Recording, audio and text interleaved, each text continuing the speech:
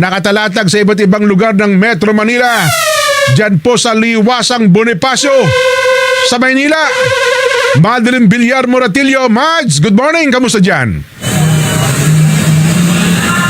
Yes, Jen, magandang umaga sa inyo dyan. Alam mo, dumating tayo rito alas 4 na madaling araw kanina at nakita natin na ang dami ng mga kababayan natin na nagpuntahan, nagdatingan dito sa bahagi ng Liwasang Bonifacio dito sa lungsod ng Maynila. Kanina nag-ikot-ikot nga tayo rito para tanungin kung bakit sila naririto, ano yung dahilan, bakit sila nagtitipon-tipon dito sa Liwasang Bonifacio. Pero wala pang nagsasalita sa kanila sa ngayon.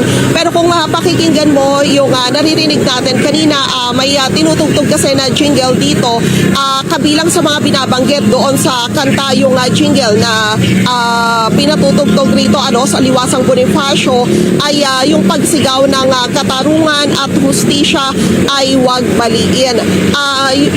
Yung mga kababayan natin na nandito, yung ilang nakausap natin, nanggaling daw sila sa iba't ibang lugar sa Metro Manila, pero hindi pa nga nila binabanggit yung dahilan, yung kanilang purpose, bakit sila nagpunta rito. Pero hanggang sa mga oras na ito ay patuloy yung pagdating ng mga kababayan natin dito sa bahagi ng Liwasang Bonifacio. So dyan patuloy tayong mag-aantabay hanggang mamaya sapagkat mukhang magkakaroon ng setup rito.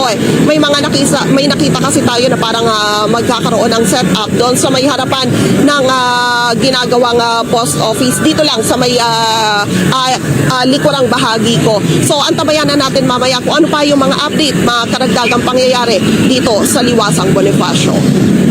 Mads, kamusta ang daloy ng trapiko sa paligid? So far, Jen, dahil maaga pa naman, maluwag pa yung daloy ng trapiko dito sa may harapan ng Liwasang Bonifacio, mula sa may Quiapo hanggang sa may papunta ng Taft Avenue hanggang sa may Rojas Boulevard na nanatili na maayos pa naman yung daloy ng trapiko sa mga oras na ito. At mabanggit ko na rin yung panahon dito, Jen, sapagkat medyo umaambon na rito sa bahaging ito ng lungsod ng Maynila. Saang area pinarada yung kanilang mga sasakyan, Mads? Kasi di ba marami ng paramihan Siyempre yung mga sasakyan nila, saan sa area sila nakapark? Yung mga naikutan natin dyan, dito sa may palibot nitong Liwasang Bonifacio, yung sa may harapan ng post office, so far dyan yung mga nakita natin na mga sasakyan na mga nakaparada kanina. Ayan. Okay, Mads, magantabay pa kami sa mga follow-up report mo dyan.